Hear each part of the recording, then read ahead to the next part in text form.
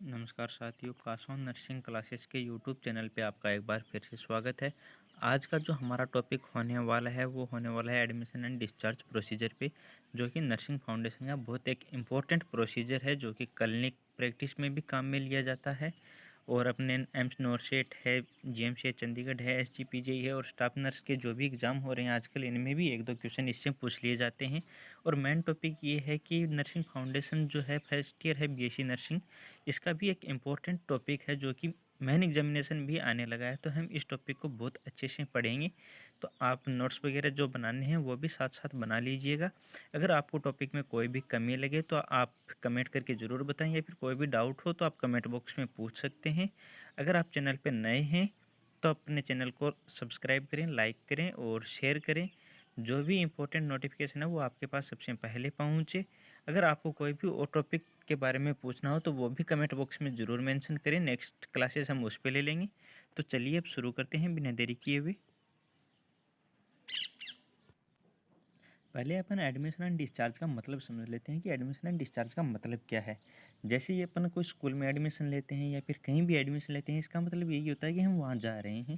तो इसी प्रकार एडमिशन का मतलब यही है कि कोई भी पेशेंट है वो हॉस्पिटल में आ रहा है, अपन हॉस्पिटल से रिलेटेड बातें करेंगे।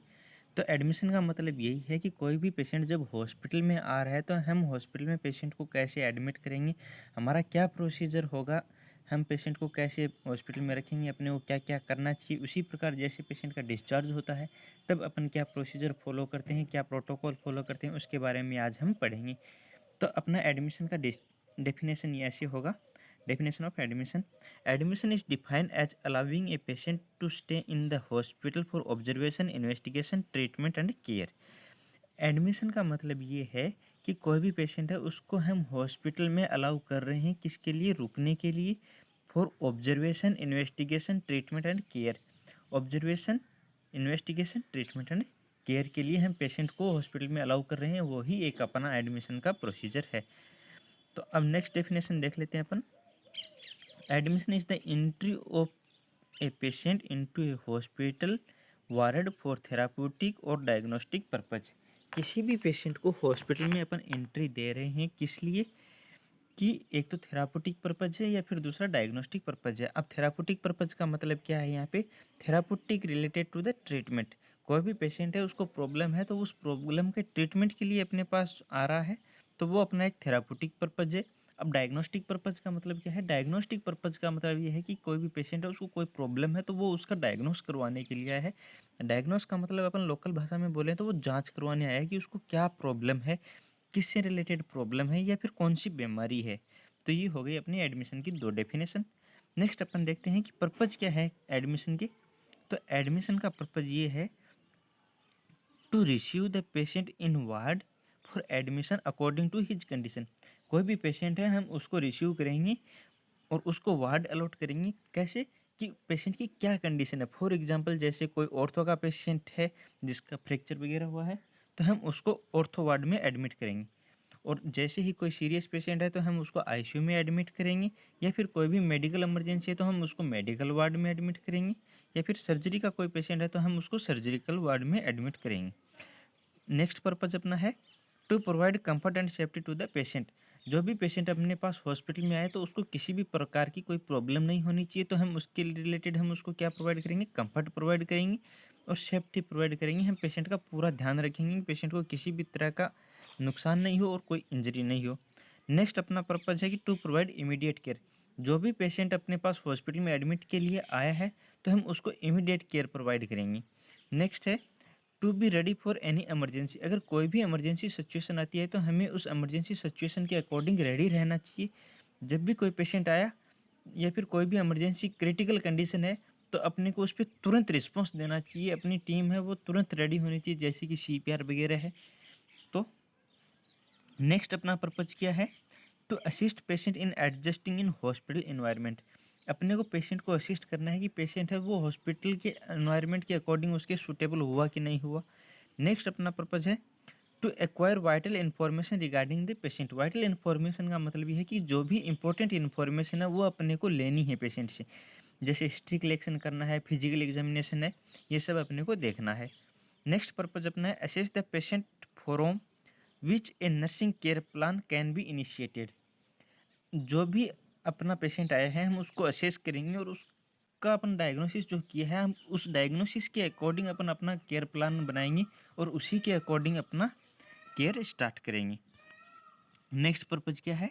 To obtain information about patient such as address, guardians and any other information will be serve as the basic care.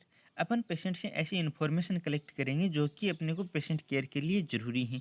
जैसे पेशेंट का एड्रेस है, पेशेंट के गार्जियन के बारे में है। पेशेंट का एड्रेस और गार्जियन के बारे में इसलिए पूछते हैं कि अपन कोई भी ज़रूरत की इन्फॉर्मेशन हो तो हम पेशेंट के गार्जियन से भी ले सकें। To establish a patient nurse patient relationship, जो भी पेशेंट आया है अपने पास तो हम उसको एक नर्स पेशेंट रिलेशनशिप है वो मेंटेन करके रखना होता है। अगर आपको वॉइस में कोई भी प्रॉब्लम आ रही है, स्पीड कम या ज़्यादा लगे तो आप इसके अकॉर्डिंग एडजस्ट कर लेना। और कोई भी क्यूरी हो तो आप कमेंट बॉक्स में ज़रूर पूछ सकते हो। तो नेक्स्ट अपने बात करेंगे जो एडमिशन का प्रोसीजर है उसमें जनरल इंस्ट्रक्शन अपने को क्या क्या फॉलो करने चाहिए। तो जनरल इंस्ट्रक्शन क्या है? To receive the patient and help him to adjust in hospital environment. पहला इंस्ट्रक्शन ये है कि अपन पेशेंट को रिसीव करेंगे और उसको हॉस्पिटल के एनवायरनमेंट के अकॉर्डिंग एडजस्ट करेंगे। नेक्स्ट अपना इंस्ट्रक्शन क्या है?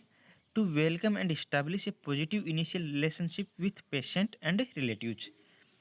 To welcome and establish a positive initial relationship with patient and relatives. जो भी अपने पास पेशेंट आया है हम उसका वेलकम करेंगे, उसका ग्रीट करेंगे और उसके साथ एक पॉजिटिव रिलेशनशिप मेंटेन करेंगे ताकि पेशेंट को हॉस्पिटल के एनवायरनमेंट से कोई भी हेजिटेशन नहीं हो, एंजाइटी नहीं हो। तो पेशेंट और पेशेंट के रिलेटिव्स हैं उनके साथ हम एक अच्छा बिहेव मेंटेन करेंगे। नेक्स्ट है to obtain need identification data concerning the patient. अब जो भी पेशेंट आया है हम उस पेशेंट की जो भी ज़रूरत है हम उस ज़रूरत को पूछेंगे, पेशेंट से अपन आइडेंटिफाई करेंगे और जो भी अपने को ज़रूरत है उस अकॉर्डिंग हम पेशेंट से कंसल्ट करेंगे। नेक्स्ट अपन क्या है? To provide immediate care safety and comfort. जो अपन ने पीछे बात की थी पर्पज में वही बात यहाँ है। जो भी पेशेंट अपन ने रिसीव की है उसकी इमीडिएट केयर शुरू करनी है, पेशेंट को सेफ्टी प्रोवाइड करनी है और पेशेंट को हॉस्पिटल इन्वायरमेंट से कंफर्ट प्रोवाइड कराना है। नेक्स्ट क्या है? To collaborate with patient in to collaborate with patient in planning and providing comprehensive care. जो भी पेशेंट आया है हम उसके साथ कोलाबरेट करेंगे एंड पेशेंट है हम प्लान करेंगे कि उसको कैसी केयर प्रोवाइड करनी है। कॉम्प्रिहेंसिव केयर का मतलब है ये अपन जो भी पेशेंट है उसकी नीड के अकॉर्डिंग, ज़रूरत के अकॉर्डिंग जो केयर प्रोवाइड करते हैं वो केयर प्रोवाइड करनी है। To observe and report sign and symptom and general condition of patient. जो भी पेशेंट आया है अपनी प्रॉब्लम लेके हम उसको ऑब्जर्व करेंगे, उसके साइन सिम्टम देखेंगे, पेशेंट क्या प्रॉब्लम बता रहा है, अपन क्या देखने को मिल रहा है। जब पेशेंट आया था तब उसकी क्या कंडीशन थी, अब उसमें क्या चेंजेज है, ये सब अपने को जनरल कंडीशन है वो पेशेंट की बार बार ऑब्जर्व करते रहना है। और पेशेंट ने जो डायग्नोसिस करवाया है उसकी रिपोर्ट क्या है ये सब अपने को देखना है। नेक्स्ट पॉइंट है to secure safety of the patient and his belongingness. Patient है हमें ये सिक्योर होना है कि पेशेंट की सेफ्टी पूरी है। और दूसरा है कि पेशेंट की बिलोंगिंगनेस का मतलब ये है कि पेशेंट के साथ में जो भी थिंग्स हैं अपन को उनकी भी सेफ्टी प्रोवाइड करनी है। नेक्स्ट पॉइंट है to maintain the privacy of patient. जो भी अपन प्रोसीजर फॉलो कर रहे हैं तो उस प्रोसीजर में अपन को पेशेंट की प्राइवेसी को मेंटेन रखना है। दूसरी पेशेंट का जो भी डायग्नोसिस वगैरह होता है, अगर पेशेंट बोल रहा है कि मेरा डायग्नोसिस सिर्फ मुझे ही पता होना चाहिए तो इन सब की अपने को प्राइवेसी मेंटेन भी रखना बहुत ज़रूरी है। नेक्स्ट है to hand over the jewellery valuable to the clients close person. In case the client is minor और unconscious keep it in nurses custody with two witness. अपने पास जो भी पेशेंट आया है, पेशेंट के पास जो भी ज्वेलरी वगैरह है, अपन वो ज्वेलरी वगैरह किसको देंगे? जो भी पेशेंट का क्लोज पर्सन है हम उसको दे देंगे। अगर पेशेंट अनकॉन्शियस है या फिर माइनर अनकॉन्शियस है तब अपने को क्या करना चाहिए? जो भी ज्वेलरी वगैरह होती है वो अपने को नर्सिंग कस्टडी में रख लेनी चाहिए विथ टू विटनेस। दो गवाह होने चाहिए, वो कोई भी हो सकते हैं। नेक्स्ट पॉइंट क्या है? अब अपन देखते हैं कि एक एडमिशन का प्रोसीजर अपन जो फॉलो कर रहे हैं, तो एडमिशन अपन पेशेंट को एडमिट कर रहे हैं तो इससे पहले अपने पास क्या क्या इक्विपमेंट होने ज़रूरी हैं। तो ज़ाहिर-सी बात है कि पेशेंट हॉस्पिटल में आएगा तो पेशेंट को हॉस्पिटल में रहने के लिए एक एडमिशन बेड तो चाहिएगा पेशेंट को रुकने के लिए, तो इसके लिए ज़रूरी है एडमिशन बेड।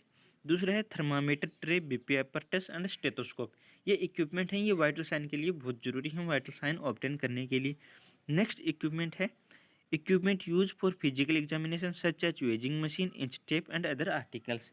जो भी अपन फिजिकल फिजिकल असेसमेंट में जो भी इक्विपमेंट काम में लेंगे, जैसे इंच टेप है, वेजिंग मशीन है, ये भी अपने पास हॉस्पिटल में होने ज़रूरी हैं। नेक्स्ट इक्विपमेंट है कि admission slip, patient case sheet, doctor nurses and progress note. जो भी पेशेंट आया है तो उसकी फाइल में अपने को लगाने के लिए क्या चाहिए, पेशेंट केस शीट होनी चाहिए, डॉक्टर प्रोग्रेस नोट होने चाहिए, नर्सेस प्रोग्रेस नोट होने चाहिए, कोटिकलेप्सी चेकलिस्ट होनी चाहिए। कोटिकलेप्सी चेकलिस्ट है, एक तो catheter associated urinary tract infection है, दूसरी है सेंट्रल लाइन से जो भी इन्फेक्शन होता है उसके लिए जो चेकलिस्ट अपन मेंटेन रखते हैं वो है क्लेप्सी चेकलिस्ट, और कैथेटर के लिए अपन जो चेकलिस्ट मेंटेन रखते हैं वो है कोटी चेकलिस्ट। ठीक है। नेक्स्ट पॉइंट है investigation form, blood x-ray, urine and stools and sputum. Investigation form कौन कौन से हो सकते हैं, जैसे कि ब्लड इन्वेस्टिगेशन है, एक्सरे इन्वेस्टिगेशन है, यूरिन इन्वेस्टिगेशन है, स्टूल है एंड स्पुटम इन्वेस्टिगेशन है। और बाथ ट्रे भी होनी चाहिए अगर ज़रूरत है तो, और कम्प्लीटली रिकॉर्ड इन फाइल। जितने भी रिकॉर्ड होने चाहिए वो सब रिकॉर्ड होने चाहिए और एक फाइल होनी चाहिए। अब अपन देखते हैं कि टाइप ऑफ एडमिशन, एडमिशन के क्या क्या टाइप हो सकते हैं। तो पहला टाइप है वो है बेस्ड ऑन पैटर्न, कि अपन किस पैटर्न पे पेशेंट आया है उसका एडमिशन ले रहे हैं, तो अपन कौन सा पैटर्न फॉलो करेंगे। तो बेस्ड ऑन पैटर्न के अंदर पहला टाइप है रूटीन एडमिशन, दूसरा टाइप है इमरजेंसी एडमिशन। रूटीन एडमिशन का मतलब ये है कि पेशेंट है वो कोई भी अपना जनरल डायग्नोसिस करवाने के लिए महीने 2 महीने में आता है, तो जैसे ही अपना जनरल डायग्नोसिस करवाने के लिए आया है तब अपन ने पेशेंट को एडमिट कर लिया, तो वो हो गया रूटीन एडमिशन।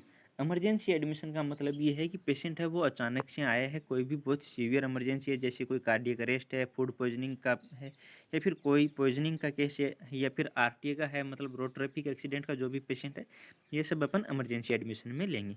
एडमिशन का दूसरा टाइप है based on time duration, time duration के अकॉर्डिंग।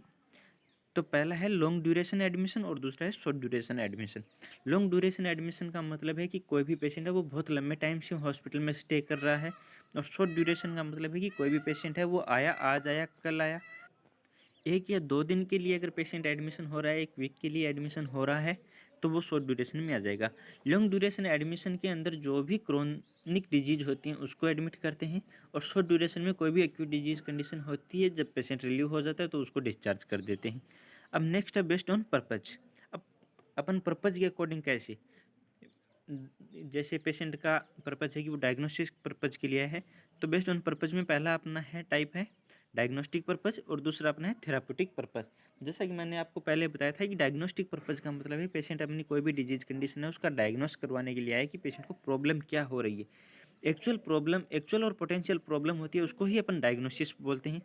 दूसरा है थेराप्यूटिक पर्पज। थेराप्यूटिक पर्पज का मतलब ये है कि पेशेंट है वो कोई भी डिजीज कंडीशन से सफ़र कर रहा है या फिर कोई भी प्रॉब्लम से सफ़र कर रहा है, तो उसके ट्रीटमेंट के लिए आया है, तो वो हो सकता है थेराप्यूटिक पर्पज में। हो सकता है वो इसमें कुछ थोड़ी बहुत डिस्टर्बेंस आ रही हो, तो प्लीज़ थोड़ा कोऑपरेट कर लेना अगर ऐसा कुछ हो तो। और अगर कोई भी डाउट लगे या फिर कोई भी प्रॉब्लम लगे तो आप कमेंट बॉक्स में एक बार ज़रूर बता देना, तो नेक्स्ट क्लास में हम उसको इम्प्रूव कर लेंगे। अब अपन प्रोसीजर क्या फॉलो करेंगे, जो भी पेशेंट आया है अब अपने को क्या प्रोसीजर फॉलो करना चाहिए कि एडमिशन के लिए, तो क्या प्रोसीजर फॉलो करते हैं। Greet the patient and his relatives and introduce yourself to them. जो भी पेशेंट आया है हम पेशेंट को ग्रीट करेंगे, पेशेंट का वेलकम करेंगे, और पेशेंट के रिलेटिव्स का हम वेलकम करेंगे और इंट्रोड्यूस करेंगे हम खुद से। अब ग्रीट कैसे करेंगे, जैसे good morning sir, good evening sir, इसी प्रकार good morning madam, good evening madam, जो भी अपन टाइम ड्यूरेशन के अकॉर्डिंग है हम पेशेंट का ग्रीट करेंगे और उसके रिलेटिव्स का भी ग्रीट करेंगे। दूसरा है हम introduce to your self to them. हम पेशेंट को अपने बारे में इंट्रोड्यूस करेंगे कि मेरा ये नाम है, मेरा ये काम है, मैं आपकी ये हेल्प करूँगा। ठीक है।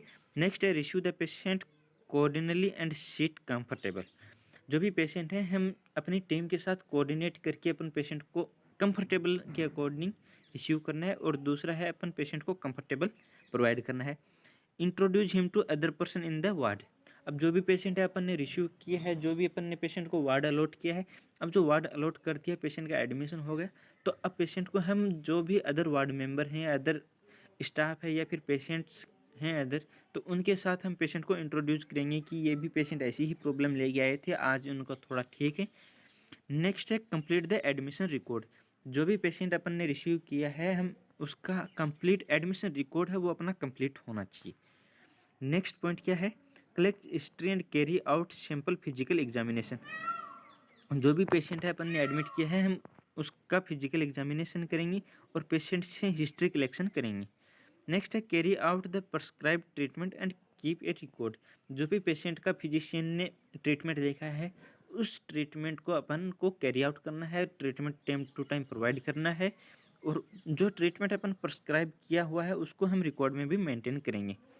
Help the patient to maintain personal hygiene and change into hospital clothes. जो भी पेशेंट अपने पास आए हैं, हम पेशेंट की हाइजीन का अपन प्रॉपर ध्यान रखेंगे, और जो भी हॉस्पिटल की ड्रेसेज होती हैं हॉस्पिटल के अकॉर्डिंग, तो हम पेशेंट को हॉस्पिटल ड्रेसेस प्रोवाइड कराएंगे। नेक्स्ट पॉइंट है अपना ट्रांसफ़र प्रोसीजर। अब अपना एडमिशन प्रोसीजर यहाँ कंप्लीट हो गया। एडमिशन प्रोसीजर के साथ में अपन देखते हैं कि ट्रांसफ़र प्रोसीजर, कोई भी पेशेंट है उसको हम ट्रांसफ़र कैसे करेंगे, या फिर ट्रांसफ़र करने के लिए क्या प्रोटोकॉल फॉलो करना चाहिए, ट्रांसफ़र क्या होता है। तो ट्रांसफ़र प्रोसीजर है, इसकी डेफिनेशन अपन क्या बोलेंगे कि transfer is defined as preparing patient completely necessary records and shifting patient to another department within the hospital or to another hospital or time home। तो जो भी पेशेंट है वो अपने पास आया है, तो अपने पास मान लो कि पेशेंट हॉस्पिटल में वार्ड में है, तो एक वार्ड से अपन दूसरे वार्ड में शिफ्ट कर रहे हैं, तो वो भी एक ट्रांसफ़र हो गया। या फिर एक हॉस्पिटल से दूसरे हॉस्पिटल में शिफ्ट कर रहे हैं, वो भी एक ट्रांसफ़र हो गया। हो सकता है कि पेशेंट की केयर के लिए हम पेशेंट को हॉस्पिटल में सूटेबल नहीं हो रहा, तो उसके लिए अपन पेशेंट को होम पे ट्रांसफ़र कर रहे हैं, तो वो भी एक ट्रांसफ़र प्रोसीजर के अंदर हो गया। तो शिफ्ट एक स्थान से दूसरे स्थान पे शिफ्ट करना ही ट्रांसफ़र कहलाता है। अपन नहीं बोलते कि ट्रांसपोर्ट कर रहे हैं, तो एक स्थान से दूसरे स्थान पर भेजना ही ट्रांसपोर्ट होता है। जैसे कि पेशेंट पहले ज़्यादा सीरियस था तो आईसीयू में एडमिट था, तो अब आईसीयू में ट्रीटमेंट हो गया, तो वार्ड में पेशेंट सूटेबल है कि अब वार्ड के ट्रीटमेंट के अकॉर्डिंग पेशेंट है वो एडजस्ट हो जाएगा, तो हम आईसीयू से वार्ड में शिफ्ट करेंगे, तो वार्ड टू वार्ड हो गया। अब एक हॉस्पिटल है जिसमें पेशेंट बहुत ज़्यादा सीरियस हो गया, उसमें पेशेंट के लिए इतनी एडवांस लाइफ सपोर्ट इक्विपमेंट नहीं है कि पेशेंट की लाइफ सेविंग हो सके, तो लाइफ सेविंग के लिए हम पेशेंट को किसी दूसरे हॉस्पिटल में भेज रहे हैं, बड़े हॉस्पिटल में भेज रहे हैं, तो वो हॉस्पिटल टू हॉस्पिटल ट्रांसफ़र हो गया। चलिए देखते हैं आगे। ट्रांसफ़र या referral are the preparation of a patient and the referral record to the shift the patient to other department within the hospital और अनदर हॉस्पिटल। ट्रांसफ़र या referral दोनों एक ही चीज़ है। वो क्या है कि एक पेशेंट को प्रिपेयर कर रहे हैं ट्रांसफ़र के लिए या फिर रेफरल के लिए, एक वार्ड से दूसरे वार्ड में शिफ्ट करने के लिए, या फिर एक हॉस्पिटल से दूसरे हॉस्पिटल में शिफ्ट करने के लिए। पर जब भी हम पेशेंट को ट्रांसफ़र करेंगे या रेफ़र करेंगे, तो पेशेंट के जितने भी रिकॉर्ड्स हैं वो अपने को प्रॉपर मेंटेन करके रखना है। तो अब ट्रांसफ़र के अपने पर्पज़ क्या हो सकते हैं, क्या पर्पज़ होंगे ट्रांसफ़र के? To obtain necessary diagnostic test and procedure. जो भी पेशेंट के नेसेसरी डायग्नोसिस है, या फिर जो भी टेस्ट अपन ने किए हैं, या फिर जो भी प्रोसीजर किया है। नेक्स्ट पर्पज़ है to provide treatment and nursing care. जो भी पेशेंट आया है, तो हम जिस पेशेंट को एडमिशन दिए है, तो अब उस पेशेंट का अपने को ट्रीटमेंट करना है, और जो नर्सिंग स्टाफ का काम होता है नर्सिंग केयर प्रोवाइड करना, तो हम पेशेंट को नर्सिंग केयर प्रोवाइड करेंगे। टू प्रोवाइड स्पेशलाइज केयर, जिस भी डायग्नोसिस का पेशेंट है उस डायग्नोसिस के अकॉर्डिंग स्पेशलाइज केयर प्रोवाइड करेंगे। जैसे कि सर्जरी का पेशेंट है तो सर्जरी के अकॉर्डिंग करेंगे, ऑर्थो का पेशेंट है तो ऑर्थो के अकॉर्डिंग केयर प्रोवाइड करना है। To place most appropriate utilization और अवेलेबल पर्सनल एंड सर्विस। जो भी पेशेंट है उसको हम ज़्यादा से ज़्यादा बेहतरीन केयर प्रोवाइड करेंगे, और उसको personal and service, available personnel and service, जो भी अपने पास जितने भी इक्विपमेंट हैं उनसे ही अपने को बहुत अच्छी केयर प्रोवाइड करनी है। नेक्स्ट है to match intensity of nursing care based on patient level of need and problems. To match intensity of nursing care, तो अपने को पेशेंट है उसको नर्सिंग केयर बहुत अच्छी प्रोवाइड करनी है, based on patient level of need and problem. जो भी पेशेंट की ज़रूरत है उसके अकॉर्डिंग, या फिर जो भी प्रॉब्लम का लेवल है उसके अकॉर्डिंग अपने को पेशेंट को केयर प्रोवाइड करनी है। नेक्स्ट पर्पज़ क्या types of transfer of the patient. अब ट्रांसफ़र जो प्रोसीजर है उसके टाइप क्या हो सकते हैं? तो पहला टाइप क्या है? Internal transfer. पहला टाइप है अपना इंटरनल ट्रांसफ़र, दूसरा टाइप है अपना एक्सटर्नल ट्रांसफ़र। तो इंटरनल ट्रांसफ़र का मतलब क्या है? तो इंटरनल का अब जैसे नाम से ही क्लियर हो रहा है कि इंटरनल मतलब अंदर ही अंदर, मतलब एक ही हॉस्पिटल में एक वार्ड से दूसरे वार्ड में, फिर एक डिपार्टमेंट से दूसरे डिपार्टमेंट में ट्रांसफ़र करना क्या है? Internal transfer. दूसरा है एक्सटर्नल ट्रांसफ़र। एक्सटर्नल का मतलब है कि बाहर। तो एक हॉस्पिटल से दूसरे हॉस्पिटल में ट्रांसफ़र करना क्या होता है? External transfer. देखते हैं internal transfer. To transfer the patient in a unit that provide special care और care suited to his needs, example from general ward to ICU. जो भी कोई पेशेंट है उसको एक स्पेशल केयर प्रोवाइड करने के लिए एक यूनिट से दूसरी यूनिट में प्रोवाइड करना, शिफ्ट करना क्या कहलाता है? ट्रांसफ़र कहलाता है। वो भी कौन सा? Internal transfer. फॉर एग्जांपल जैसे जनरल वार्ड से आईसीयू में, जनरल वार्ड में कोई पेशेंट एडमिट था, वो सीरियस हो गया तो उसको आईसीयू में ट्रांसफ़र करना, या फिर आईसीयू से जनरल वार्ड में ट्रांसफ़र करना। एक बार फिर देखिए, to transfer the patient in a unit that provide special care और care suited to his need. कोई भी पेशेंट है उसको स्पेशल केयर प्रोवाइड करना है या फिर पेशेंट की नीड के अकॉर्डिंग केयर प्रोवाइड करना है, वो क्या है? इंटरनल ट्रांसफ़र है। नेक्स्ट है एक्सटर्नल ट्रांसफ़र। एक्सटर्नल ट्रांसफ़र क्या है? To transfer the patient from one hospital to other hospital from the purpose of special care. Patient को एक हॉस्पिटल से दूसरे हॉस्पिटल में ट्रांसफ़र करना या फिर अदर हॉस्पिटल में ट्रांसफ़र करना, पर्पज क्या है? कि कोई स्पेशल केयर प्रोवाइड करानी है। For example from general hospital to specialise hospital या फिर कैंसर हॉस्पिटल। मान लो कोई भी पेशेंट है वो जनरली अपनी प्रॉब्लम लेके आया कि नोजिया है, वोमिटिंग है, या फिर कोई भी जनरल कंडीशन है, उससे एडमिट हुआ और अपन ने डायग्नोसिस किया तो पेशेंट को, अपने को पता चला कि पेशेंट को कैंसर है। तो अपना हॉस्पिटल है उसमें कैंसर की केयर नहीं हो रही है, तो उसको किसी ऐसे हॉस्पिटल में या फिर ऐसे इंस्टीट्यूट में ट्रांसफ़र करेंगे जहाँ पे उसकी कैंसर की केयर हो जाए, तो वो क्या है? External transfer. नेक्स्ट चलते हैं। इक्विपमेंट क्या क्या होने चाहिए ट्रांसफ़र के लिए? व्हीलचेयर और स्ट्रेचर होना चाहिए, आइडेंटिफिकेशन लेबल होना चाहिए, एक्सरे वगैरह जितने भी वो होने चाहिए, या फिर पेशेंट बिलोंगिंगनेस होने चाहिए। ट्रांसफ़र के लिए अपने को क्या क्या होना चाहिए अपने पास? व्हीलचेयर। व्हीलचेयर किस काम में आएगी? पेशेंट है वो अनेबल है चलने में, फिरने में, या फिर अपने को पेशेंट को ज़्यादा नहीं चलाना, तो व्हीलचेयर से अपन पेशेंट को ट्रांसफ़र करेंगे। आइडेंटिफिकेशन बैंड होना क्यों ज़रूरी है, या फिर आइडेंटिफिकेशन लेबल होना क्यों ज़रूरी है? क्योंकि अपन पेशेंट को आइडेंटिफाई कर सकें कि हाँ यही पेशेंट है जिसका अपन को ट्रीटमेंट करना है।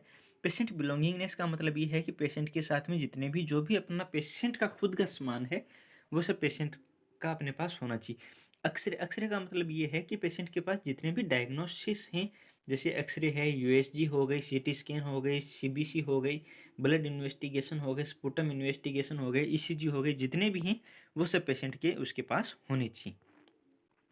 नेक्स्ट है डिस्चार्ज प्रोसीजर। अपन ने अभी तक क्या क्या देख लिया? एडमिशन देख लिया और ट्रांसफ़र देख लिया। अब अपना एक छोटा सा टॉपिक और बचता है, डिस्चार्ज प्रोसीजर। अब अगर आपको एडमिशन में या फिर ट्रांसफ़र में कोई भी चीज़ समझ में नहीं आई हो, तो आप एक बार कमेंट करके ज़रूर बता देना कि सर ये बात हमें समझ में नहीं है, इसका रेशनल दीजिए, तो हम उसका रेशनल आपको ज़रूर देंगे। अगर क्लास में कोई भी कमी लगी तो भी बता देना, क्योंकि अभी हम क्लासेस डेवलप कर रहे हैं। और आप अगर चैनल पे नए हो तो चैनल को सब्सक्राइब कर लीजिए, और उम्मीद करता हूँ कि मैं मेरी तरफ से बहुत बेहतरीन करने की कोशिश कर रहा हूँ। तो आपको भी अच्छे से पढ़ने के लिए आप इनके नोट्स बना सकते हो, क्योंकि मैंने नोट्स के अकॉर्डिंग ही इसको प्रिपेयर किया है। तो अब है डिस्चार्ज प्रोसीजर। तो डिस्चार्ज प्रोसीजर की डेफिनेशन क्या देखेंगे? Discharge is preparation of patient to leave hospital and return to own environment. Discharge का मतलब क्या है? कि पेशेंट है वो अब हॉस्पिटल को छोड़ के जा रहा है। डिस्चार्ज का मतलब यही होता है कि अब वापस लीव करना। तो पेशेंट है वो हॉस्पिटल को छोड़ के जा रहा है, कहाँ जा रहा है? अपने घर में, या फिर जो पहले अपना इन्वायरमेंट था ओवन इन्वायरमेंट में जा रहा है। नेक्स्ट डेफिनेशन क्या है? Patient is prepared for discharge when he is admitted in the hospital. He should be prepared for discharge when he is admitted in the hospital. He should be prepared physically and mentally to leave the hospital or ward. अपन ने क्या पढ़ा है? Patient is prepared for discharge when he is admitted in the hospital. हाँ, एक question ये आता है अपने कॉम्पिटिटिव एग्ज़ाम के अंदर कि अपन पेशेंट के डिस्चार्ज की प्लानिंग कब से शुरू कर देते हैं। तो अपन पेशेंट के डिस्चार्ज की प्लानिंग पेशेंट के एडमिशन टाइम से ही शुरू कर देते हैं। इसमें भी यही लिखा है, patient is prepare for discharge when he is admitted in the hospital. Patient को अपन तब से ही प्रिपेयर करने लग जाते हैं डिस्चार्ज के लिए जब पेशेंट एडमिट हुआ है। ध्यान रखना, ये क्वेश्चन बहुत बार आ चुका है एम्स के एग्ज़ाम में भी और जीएमसीएच के एग्ज़ाम में भी, कि पेशेंट का अपन डिस्चार्ज प्लानिंग कब शुरू करते हैं या फिर डिस्चार्ज के लिए पेशेंट को कब से प्रिपेयर करना शुरू कर देते हैं। तो पेशेंट को हम डिस्चार्ज के लिए कब से शुरू कर देते हैं, at the time of admission से ही पेशेंट को हम डिस्चार्ज के लिए शुरू कर देते हैं। नेक्स्ट लाइन है, he should be prepared for discharge when he is admitted in the hospital. He should be prepared physically and mentally to leave the hospital और वार्ड। अपन पेशेंट को डिस्चार्ज के लिए प्रिपेयर करते हैं तो अपन फिजिकली और मेंटली हम पेशेंट को प्रॉपर प्रिपेयर करेंगे कि अब वो हॉस्पिटल या फिर वार्ड छोड़ पाए। नेक्स्ट अपन देखते हैं कि पर्पज क्या है पेशेंट को डिस्चार्ज की। अब डिस्चार्ज प्रोसीजर है उसको फॉलो करने के अपने क्या पर्पज हैं। तो पहला पर्पज ये, to ensure continuity of care to the patient after discharge. अपने को एंश्योर होना है कि पेशेंट का हम डिस्चार्ज करेंगे तो डिस्चार्ज के बाद में भी पेशेंट है उसकी केयर है वो कंटिन्यू रहेगी, केयर में कोई भी फर्क नहीं आएगा। To ensure continuity of care to the patient after discharge, discharge होने के बाद में भी पेशेंट की केयर कंटिन्यू रहनी चाहिए। दूसरा पॉइंट क्या है, to assist patient to complete hospital formalities before returning home. अपने को पेशेंट को दोबारा असिस्ट करना है और हॉस्पिटल की जितनी भी फॉर्मेलिटीज हैं वो अपने को प्रॉपर चेक कर लेना है। अपने को जितनी भी हॉस्पिटल फॉर्मेलिटीज होती हैं, जितने भी फॉर्म भरने होते हैं वो सब अपने को प्रिपेयर कर लेना है, डॉक्यूमेंटेशन सब रेडी कर लेना है पेशेंट अपने घर जाने से पहले। नेक्स्ट पॉइंट क्या है, to assist patient to return to a state of optimal independent living. अपने को पेशेंट को असिस्ट करना है कि अपन ने पेशेंट की ऑप्टिमम लेवल की, बहुत बेहतरीन लेवल की केयर की है। अब पेशेंट है वो अपने घर पे भी अपनी केयर खुद कर सकता है, इंडिपेंडेंट रह सकता है पेशेंट। नेक्स्ट है, to assist the patient in discharge process. अपने को डिस्चार्ज प्रोसीजर में असेस करना है कि पेशेंट है वो डिस्चार्ज के लायक है या नहीं है। To acknowledge patient right in deciding to leave hospital. अपने को ये हमेशा ध्यान में रखना है कि पेशेंट के राइट होते हैं कि पेशेंट हॉस्पिटल लीव कर रहा है या नहीं कर रहा है। नेक्स्ट देखते हैं टाइप्स ऑफ डिस्चार्ज। अब अपन देखते हैं कि डिस्चार्ज के टाइप कौन कौन से होते हैं, क्योंकि अब पेशेंट डिस्चार्ज हो रहा है तो इसके अपने को टाइप भी होते हैं। तो पहला है एब्सकॉन्ड टाइप, दूसरा है क्योर्ड, तीसरा है डिस्चार्ज एट रिक्वेस्ट, चौथा है DAMA डामा या फिर लामा LAMA, और पांचवा है डेथ। तो पहला टाइप कौन सा था, एब्सकॉन्ड। एब्सकॉन्ड का मतलब ये होता है कि पेशेंट भाग जाए। भागने का मतलब क्या है कि पेशेंट किसी को इन्फॉर्म करे बिना ही हॉस्पिटल छोड़ के चला गया, वो क्या होता है, एब्सकॉन्ड। क्योर्ड का मतलब क्या है कि पेशेंट जिस पर्पज से आया था, थेरापूटिक पर्पज से आया था, तो पेशेंट का ट्रीटमेंट हो चुका है, पेशेंट क्योर हो चुका है, जो भी प्रॉब्लम थी वो सबसाइड हो चुकी है, तो पेशेंट क्योर हो गया। तो क्योर होने के बाद में पेशेंट अपने घर जाएगा, तो वो किस में आएगा, क्योर्ड में। तीसरा टाइप क्या है अपना, discharge eight request. Patient doctor से रिक्वेस्ट कर रहा है कि सर अब मुझे घर जाना है, मैं हॉस्पिटल में और नहीं रह सकता, या फिर हॉस्पिटल में मुझे कोई परेशानी आ रही है तो मैं हॉस्पिटल छोड़ के जा रहा हूँ, तो वो क्या है, डिस्चार्ज एट रिक्वेस्ट। पेशेंट खुद बोल रहा है कि अब मुझे हॉस्पिटल में नहीं रहना है, तो वो क्या हो गया, डिस्चार्ज एट रिक्वेस्ट। दूसरा है डामा या फिर लामा। डामा का मतलब है discharge against medical advice, LAMA का मतलब है लीव अगेंस्ट मेडिकल एडवाइस। दोनों एक ही बात है, डिस्चार्ज अगेंस्ट मेडिकल एडवाइस या फिर लीव अगेंस्ट मेडिकल एडवाइस। इसका मतलब ये है कि पेशेंट को जो भी हॉस्पिटल की केयर है या फिर जो भी प्रिस्क्रिप्शन है डॉक्टर का, उससे पेशेंट सेटिस्फाइड नहीं है, पेशेंट अपनी केयर से सेटिस्फाइड नहीं है कि मुझे जो केयर मिल रही है वो मेरी प्रॉब्लम के अकॉर्डिंग मिल रही है या फिर मेरे पे मेट्रिक के अकॉर्डिंग मिल रही है कि मुझे, मैं इतना पे अफोर्ड कर सकता हूँ। तो इसके अकॉर्डिंग अगर पेशेंट को केयर नहीं मिल रही है तो पेशेंट अपने को डामा या फिर लामा लेके हॉस्पिटल छोड़ के दूसरी हॉस्पिटल में जा सकता है। फिफ्थ टाइप अपन है डेथ। अगर किसी भी पेशेंट की हॉस्पिटल में डेथ हो जाती है तो डेथ के बाद में जो डिस्चार्ज करते हैं वो किस में आएगा, डेथ में। चलिए देखते हैं जनरल इंस्ट्रक्शन क्या है। अब अपने को ये डिस्चार्ज प्रोसीजर फॉलो करने के पीछे तो पहला है prepare patient and family during hospitalisation with adequate information in relation to probable date of discharge approximate in patient bill and relevant home care. अपने को प्रिपेयर करना है पेशेंट को और पेशेंट की फैमिली को हॉस्पिटल के बारे में, और उसको प्रॉपर इंफॉर्मेशन प्रोवाइड करानी है कि आपको कब तक एक्सपेक्टेड डेट होती है, कि आपको 2 दिन बाद में या फिर 3 दिन बाद में या फिर आपको कल डिस्चार्ज होने वाला है, आपका अप्रोक्सीमेट बिल है वो इतना हो सकता है। तो ये अपना जनरल इंस्ट्रक्शन है। क्या है, prepare patient and family during hospitalisation with adequate information in relation to probable date of discharge approximate in patient bill and relevant home care. अब जो भी पेशेंट है उसको अपन को ये बताना है कि वो कब तक डिस्चार्ज हो जाएगा या फिर उसका कितना बिल बना है, और अब जो डिस्चार्ज हम कर रहे हैं उसके बाद में पेशेंट को घर जाने के बाद में कैसी केयर करनी है, पेशेंट के रिलेटिव को क्या केयर करनी है, या फिर पेशेंट को कौन कौन सी बातों का ध्यान रखना है, कैसे मेडिसिन लेनी है, जो भी प्रॉब्लम है उसकी कैसे केयर की जाए घर पे, तो वो अपने को सब पेशेंट को बताना है डिस्चार्ज से पहले। आफ्टर डिस्चार्ज अपने को क्या करना चाहिए। अपन ने पेशेंट का क्या देखा, एडमिशन देख लिया, ट्रांसफ़र देख लिया, अब डिस्चार्ज हो गया पेशेंट, तो डिस्चार्ज के बाद में अपने को क्या क्या देखना चाहिए।